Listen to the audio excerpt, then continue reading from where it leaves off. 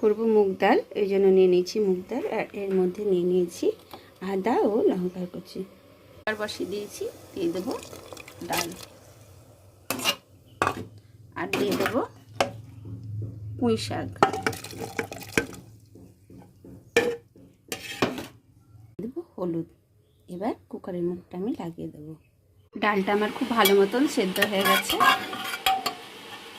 কড়াইয়ে দিয়ে দিয়েছি তেল, দিয়ে দিলাম 5 ফোড়ন, দিয়ে দেবো আদা ও কাঁচা লঙ্কা, শুকনো লঙ্কা। আপনারা চাইলে 5 ফোড়নের বদলে জিরেও দিতে পারেন। ভালো করে নেড়ে চেড়ে নেব।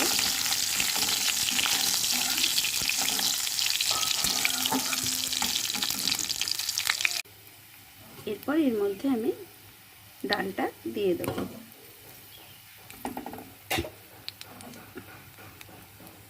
আপনারা চাইলে হিংও দিতে পারেন, আমার কাছে হিং নেই তাই জন্য হিংটা দেওয়া হলো না।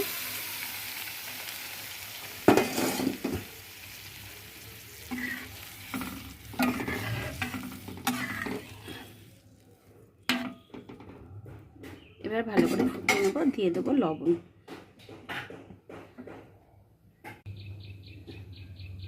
দিয়ে দেবো পরিমাণ মতো লবণ।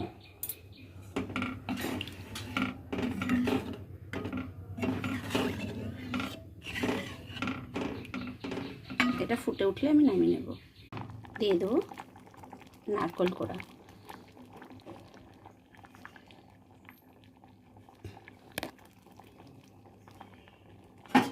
আবার একটু নেড়ে নেব।